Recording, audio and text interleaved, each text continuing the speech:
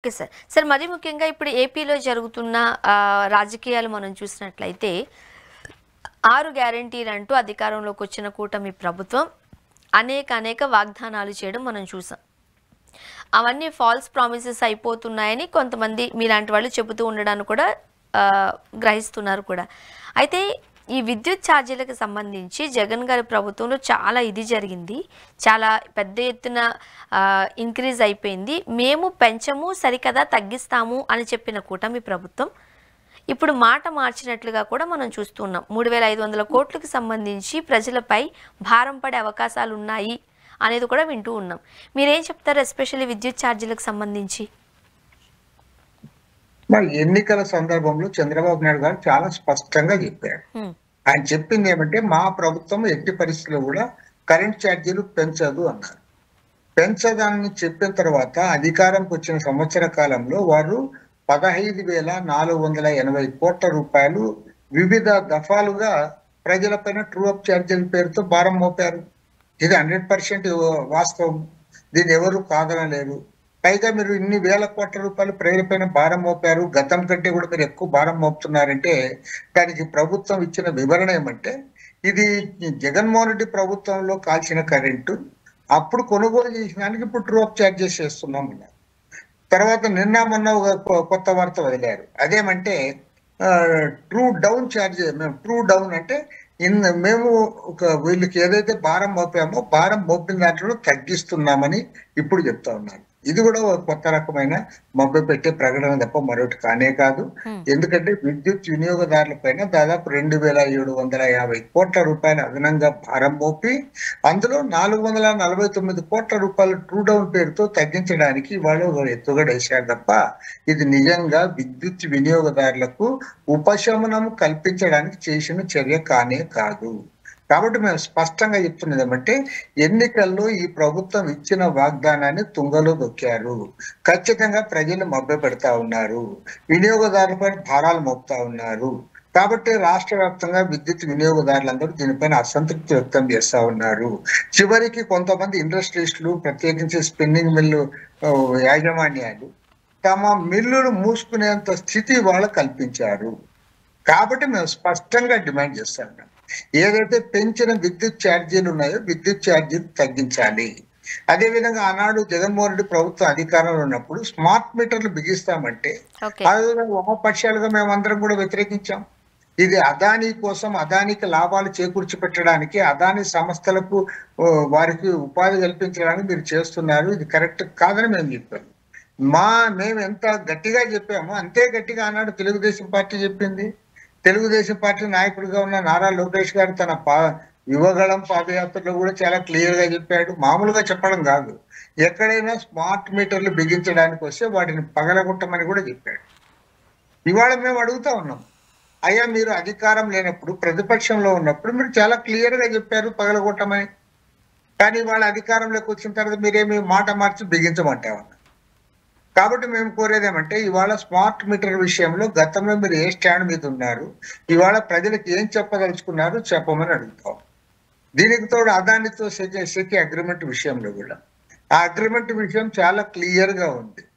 1,10,000 కోట్ల రూపాయల అదనపు భారము 25 ఏళ్ల పాటు మన రాష్ట్ర విద్యుత్ వినియోగదారుల పైన పడుతుంది. పైగా ఇవాళ ఆ సోలార్ ఎక్కడ ఉత్పత్తి చేశారంటే వాళ్ళు రాజస్థాన్ లో ఉత్పత్తి చేస్తారు. దాని పర్యవసానంగా ఏమంటే ఇక్కడ రైతులకు రావాల్సిన నిజంగా అదే సోలార్ ఇక్కడ ఉత్పత్తి చేస్తే 30 సంవత్సరాల పాటు రైతులకు లీజ్ అగ్రిమెంట్ ఉంటుంది. ఆ లీజ్ అమౌంట్ వాళ్ళకు వస్తుంది మన రైతులకు. కానీ వాళ్ళ రాజస్థాన్ లో ఉత్పత్తి చేస్తారు కాబట్టి రాజస్థాన్ రైతులకు వస్తుంది. అదేవిధంగా రాజస్థాన్ ప్రభుత్వానికి ట్యాక్సులు వస్తాయి. అక్కడ 14,000 మందికి ఉపాధి ఉద్యోగాలు వస్తాయి. ఇక్కడ వాళ్ళు అన్ని కూడా నష్టపోతారు. దాదాపు 1,10,000 కోట్ల రూపాయల అదనపు భారం పడే ఈ అదానీ అగ్రిమెంట్ రద్దు చేయమని మేము అడుగుతాం. ఆ రోజు రద్దు చేయాలని చెప్పి ప్రతిపక్షంలో ఉన్నప్పుడు ఇవాళ అధికారంలోకి వచ్చిన తర్వాత అదానికి మోడీకి మంచి సంబంధాలు ఉన్నాయి కాబట్టి బీజేపీ అదానీని బలపరుస్తూ ఉంది కాబట్టి ఇవాళ వీళ్ళు వాళ్ళని వెనకేసుకుని వస్తా ఉన్నారు, మాట్లాడలేకపోతా ఉన్నారు. తెలుగుదేశం పార్టీ కూడా అధికారంలో ఉండి కూడా కుమ్మక్క అవుతా ఉంది. కాబట్టి దాన్ని పూర్తిగా వ్యతిరేకిస్తా ఉన్నాం. దీనిపైన నిన్న వామపక్ష పార్టీలు ప్రజా సంఘాలు అందరం కూడా నిన్న భారీ ఎత్తున సదస్సు కూడా నిర్వహించాం విజయవాడలో. రేపు 15వ తేదీ నుంచి రాష్ట్ర వ్యాప్తంగా 26 జిల్లాల్లో కూడా పెద్ద ఎత్తున ప్రచార కార్యక్రమానికి టేకప్ చేస్తా ఉన్నాం. ఆగస్టు 5వ తేదీ నాడు రాష్ట్ర వ్యాప్తంగా అన్ని విద్యుత్ కార్యాలయాల ముందు కూడా పెద్ద ఎత్తున ధర్నా కార్యక్రమాలు కూడా చేపట్టాం. సరే, ఇప్పటికే అంటే బీజేపీ గవర్నమెంట్ కావచ్చు, ఇక్కడ కూటమి ప్రభుత్వం కావచ్చు, అదానీ గ్రూప్కి లెక్కలేనన్ని ఫేవర్స్ చేస్తుంది. అదానీ గ్రూప్ను కాపాడడానికి ప్రభుత్వం సాయశక్తిలా కాపాడుతుంది. వేలకు వేల కోట్లు వాటికి దారాదత్తం చేయడానికి వివిధ కంపెనీలకు సంబంధించి కావచ్చు, లేకపోతే ముఖ్యంగా ఈ ఛార్జీకి సంబంధించి కావచ్చు, తన శక్తి వంచన లేకుండా శ్రమ పడుతోంది అనేది ఒక వర్గం వారు గట్టిగా నినదిస్తున్నారు. అంటే ఇక్కడ కూటమిలో బీజేపీతో ఉన్నారు కాబట్టి, మోదీ గారి దగ్గర నుంచి వీళ్ళు ఏం అనలేరు కాబట్టి ఇక్కడ కూటమి ప్రభుత్వం తలొగ్గుతుంది అని అనుకోవాలా? 100% మా గతంలో జగన్మోహన్ రెడ్డి ప్రభుత్వం ఉన్నప్పుడు కూడా అదానికి దోచిపెట్టాడు. పక్కాగా అదానితో ఆ రోజు సెడ్జీ ద్వారా అగ్రిమెంట్ చేసింది జగన్మోహన్ రెడ్డి ప్రభుత్వమే. తర్వాత ఆ రోజు గంగవరం పోర్టు వారికి అప్పచెప్పింది కూడా జగన్మోహన్ రెడ్డి ప్రభుత్వమే. ఇవాళ మరింత బరి తెగించి చంద్రబాబు నాయుడు ప్రభుత్వము అదానికి దోచిపెడతా ఉంది. కాబట్టి అంటే ఈ రాష్ట్రంలో కర్మ ఏమంటే, అది జగన్మోహన్ రెడ్డి ప్రభుత్వం ఉన్నా అదానికే దోచిపెడతారు, చంద్రబాబు నాయుడు ప్రభుత్వం ఉన్నా అదానికే దోచిపెడతారు. ఇద్దరు కూడా నరేంద్ర మోడీకి వత్తాసు పలుకుతారు. నరేంద్ర మోడీ అదానికి వత్తాసు పలుకుతా ఉన్నాడు కాబట్టి ఖచ్చితంగా వారికి ఊడిగం చేస్తా ఉంది. మరో మాటలో చెప్పాలంటే ఈ రాష్ట్రాన్ని దోచిపెడతా ఉన్నారు. కాబట్టి దీంట్లో చాలా క్లియర్ గా చెప్తా ఉన్నాం. వామపక్షాలుగా కమ్యూనిస్ట్ సిపిఐ తరఫున ఈరోజు చాలా స్పష్టంగా చెప్తా ఉన్నాం, చంద్రబాబు నాయుడు గారు తన వైఖరి మార్చుకోవాలి. మీరు ప్రతిపక్షంలో ఉంటే అదాని దోపిడీ కనపడుతుందా? మీరు అధికారం లేకొస్తేనే అదానికి వంత పాడతారా? అదానికి ఊడిగం చేస్తారా? అదానికి దోచిపెడతారా? కాబట్టి ఉంటే వెరీ క్లియర్ గా మేము చెప్తా ఉన్నాం, దీన్ని అనుమతించేది లేదు.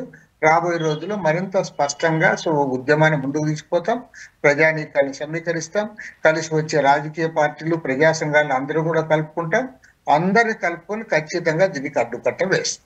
ఇప్పుడు ఈ స్మార్ట్ మీటర్లకి సంబంధించి పెద్ద ఎత్తున ఒక టైంలో ఒక వ్యతిరేకం వ్యక్తమైన నేపథ్యంలో నిజంగానే ఈ లాభ నష్టాలు ఏమంటారండి? స్మార్ట్ మీటర్లకు సంబంధించి అది ప్రజలకు ఉపయోగకరంగా ఉంటాయా, ఉండవా? ప్రజలకు ఉపయోగకరంగా ఉంటే ప్రజలే కోరుతారు కదా.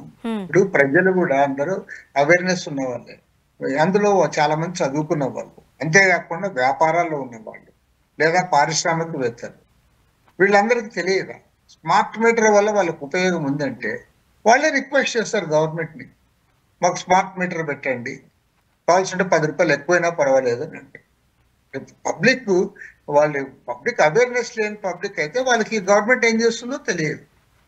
కానీ చాలా మంది 160% మంది ఉన్నారు.